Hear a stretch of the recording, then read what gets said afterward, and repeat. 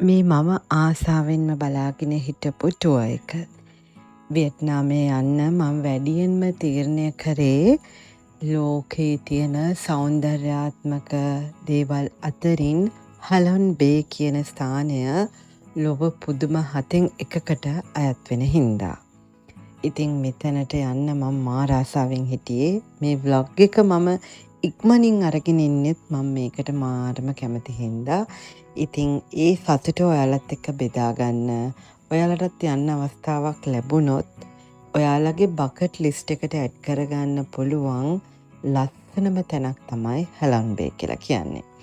ඉතින් හනෝයි වල ඉඳලා පැය 4ක ගමනක් යනවා හලොන් බේ යන්න. එතකොට අපි මේ ගමන යන්නේ හනෝයි වල ඉඳලා නෙමෙයි නින්බින් වල ඉඳලා. අපිටත් ඒ වගේ පැය 3ක විතර ගමනක් තිබුණා. ඉතින් මේ තියෙන්නේ අපි අද නවාතැන් ගන්න අමන්දා ලක්ෂරි ක්‍රූස් එක.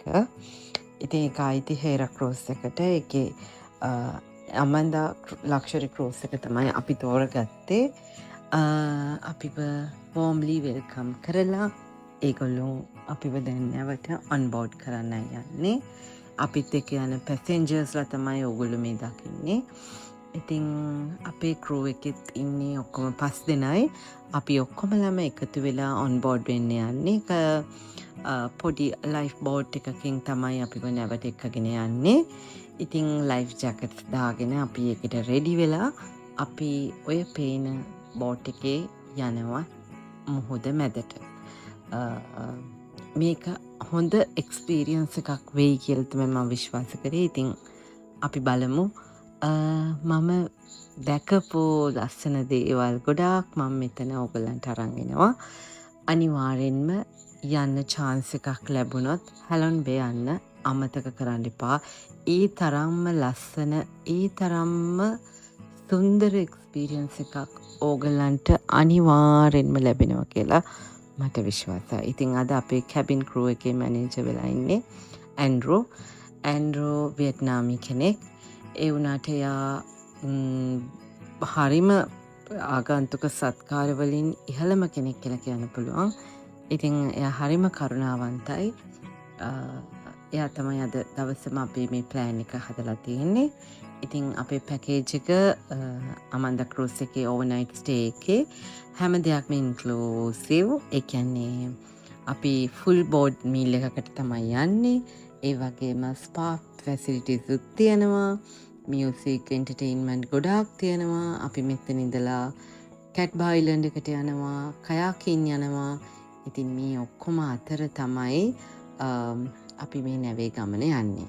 දැන් අපි මුලින්ම චෙකින් වෙලා අපේ ලන්ච් එක අරගන්නවා. අපි 12ට තමයි එකට තමයි නැවට ඔන් බෝඩ් උනේ. දැන් අපි මෙතනින් අපේ ලන්ච් එක අරගෙන අපේ රූම්ස් වලට චෙකින් වෙලා ඊට පස්සේ තමයි අපේ ඇක්ටිවිටීස් ඔක්කොම අද ප්ලෑන් කරලා තියෙන්නේ. ඉතින් මේ අපි රෙස්ටොරන්ට් එක කෑම ගන්න රෙස්ටොරන්ට් එක සෙකන්ඩ් ෆ්ලෝර් එකේ තියෙන්නේ. අපේ රූම්ස් තියෙන්නේ සෙකන්ඩ් ෆ්ලෝර් එකේ.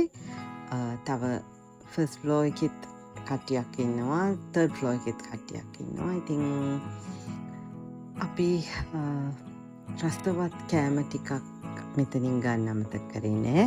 ඒගොල්ලොන්ගේ වරයිටිස් ගොඩක් තිබුණා. ගොඩක්ම සී ෆුඩ් වලට තමයි ෆෝකස් කරලා තිබ්බේ. ඉතින් ඔයිස්ටර්, ක්‍රැබ්ස්, එතකොට ප්‍රෝන්ස් මේ වගේ සී ෆුඩ් ගොඩාක් ලෑස්ති කරලා තිබ්බා. ස්ප්‍රිං රෝල්ස් ගොඩක් තිබුණා. ඉතින් මේ හැම දෙයක්ම අපි try කරලා හොඳ කාලයක් ඒකේ ගත කරා.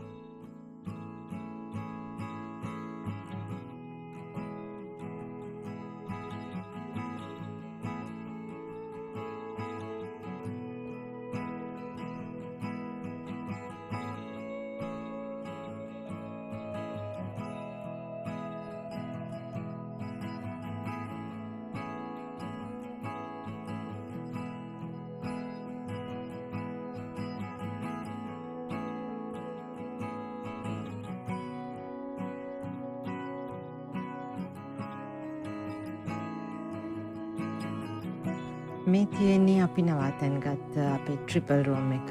ඉතිං හරිම ලස්සනයි වීව් එක කොමිතිං මුහොදට තමයි ඕපන් තියෙන්නේ. ජක්සේ එතකොට මේ හැම ෆැසිලිටි එකක්ම මේක ඉන්ක්ලූසිව්. ඉතිං උදේ නැගිටිනකොට තේ එකක් බොනකොට මුහුද පේනකොට පුදුම ලස්සනයිනේ. ඉතින් මුහුද මැද ඉන්නවා කියන එක වෙනස්ම හැඟීමක්. ඉතින් ඒ හැඟීම ගේන්න අපිට උදව් කරපු ශශික මල්ලි එතකොට මලිත ඔයාලා දෙන්නටම ගොඩාක් ස්තුතියි. මේ වගේ ලස්සන ජර්නි එකක් මට ප්ලෑන් කරලා දුන්නට. මේ තමයි මං ගිය ට්‍රිප්ස් වලින් හුඟාක්ම සතුටු වුණු දවස. සෝලෝ ඩේට් වගේ දේවල් යනකොට මේ වගේ සෝලෝ ටයිම් එකක් ගන්න කියාපු තැනක් තමයි මේ ක්‍රූස් එක. ඉතිං ඕගොලුන් ඔය දකින්නේ මේ වගේ නැව් 300ක් විතර සෙයිල් කරනවා මේ තැනින් හැලොන් බේවල. ඉතිං මේ දවසේ සුන්දර මතක ගොඩාක් එකතු කරගන්න මට පුළුවන් වුණා. ඒකට මං විශ්වයට අනේක වාරයක් ස්තුතිවන්ත වෙනවා. මේ වගේ හොඳ කාලයක් මට ලබා දුන්නට මගේ ජීවිතයට. ඒ කියන්නේ මං ආස කරන මං යන්න බලාගෙන හිටපු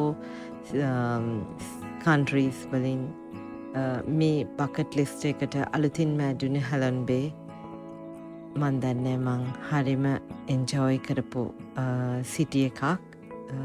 ඉතින් බලමු තව මොනවද ඉස්සරහට ගොඩාක් දේවල් තියෙනවා ඔයගලන්ට පෙන්වන්න. අපි රැඳීමු රසෙස් වලක් එක්ක.